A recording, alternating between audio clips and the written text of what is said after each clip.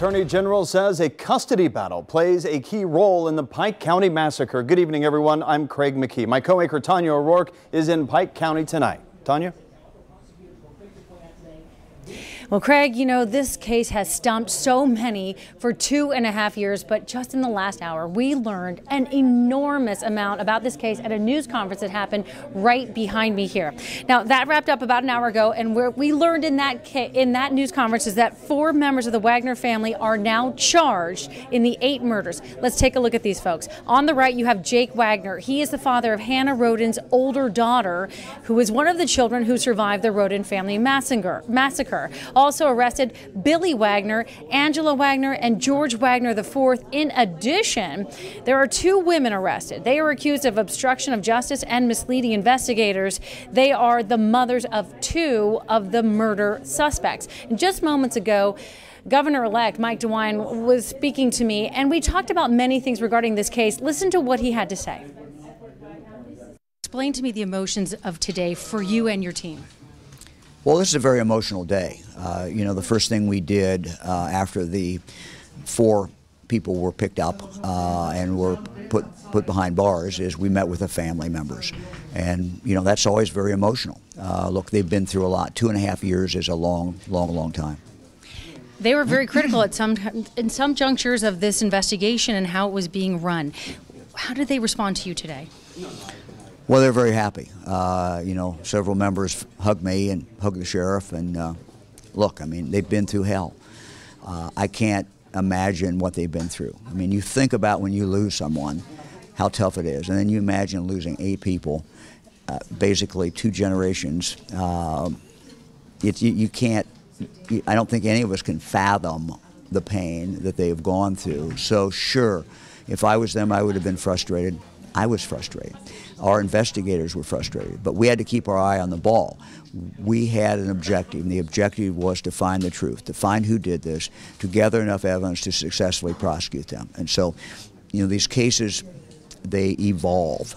This case, we had no witnesses. Every witness was murdered. There was nobody there who was an eyewitness at all. So you have to almost kind of reverse engineer it, and you kind of build it up from the victims and who they know, and you know, you go down a bunch of rabbit trails, and most of them take you nowhere. But we finally, you know, were able to focus on this family, and the evidence kept coming in.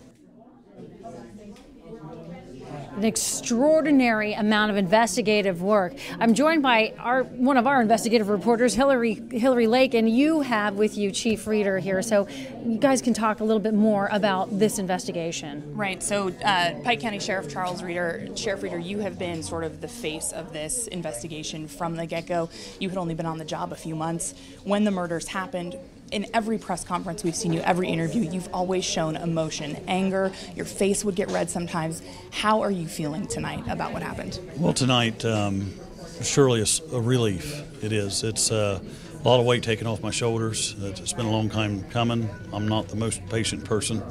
But, you know, we had to just stay focused on the investigation. We had to stay focused on that we was working for 8 victims that no longer had a voice, and make sure that we had everything in place for the prosecution staff so we can go forward and prosecute. Unfortunately, we've come to that point tonight, so I'm very relieved. What did it take to arrest 6 people essentially at one time today to get to this point? A lot of logistics. I used everything from Sheriff Jones in Butler County, his helicopter for air support, to Pickaway County entry team, to Franklin County's entry team, K-9 units, BCI staff, my staff, Piketon PD staff. You know, I got to mention that Piketon Chief Mike Blair has been with me through the start. We actually had our command post set up there initially, and just took over their entire building. That was awesome of him and the mayor to allow us to do that. But logistically tonight to pull this off, it was a lot of planning, a lot of meetings, a lot of staffing, and today I put faith in everything that we had done, everything that the team had done, and we pulled it off. And quickly, what's next? The prosecution, you said that's going to take a lot. Yeah, the prosecution. And, you know, even though the way the world's been lifted off my shoulders, when I spoke with the family today, you know, it's hard for me during holidays, Christmas, Thanksgiving, birthdays that pass. I stay in contact with several family members, and I know how hard it is for them. I take phone calls from them. We talk. So even though it's a success and there's justice today in the fact that there's people arrested for this horrible crime, I know now that the prosecution side starts, and this is a death penalty case with 4 suspects plus 2 others that's been arrested in it on other charges. But it's a very lengthy process on death penalty case, and I wanted to caution them that, you know, if you felt that it was a long time coming for this, to make sure we had everything we needed in that investigation on the prosecution side, that this could take 2 years, 3 years, you know. There's going to be motions filed and all that.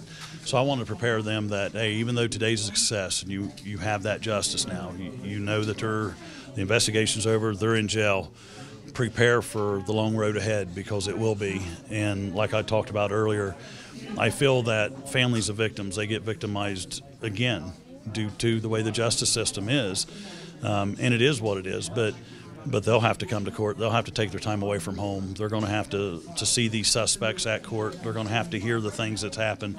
You know, there will be discovery that's eventually given to the defense attorneys, and things are going to come out. So clearly it's not over for Clearly it's not involved. over for anyone. Not me, not the family of the victims. But we will continuously work and see it through the end. All right. Thank you for joining us tonight, No Sheriff. problem. Thank you for having me. All right, Hillary, thank you. Thank you, Sheriff. And he says it's not over, and it's not over our coverage either. So much more to talk about, including how in the world they're going to prosecute so many of these victims' death penalty cases. We'll talk about that coming up at 7 o'clock. But for now, Craig, I'll send it back to you.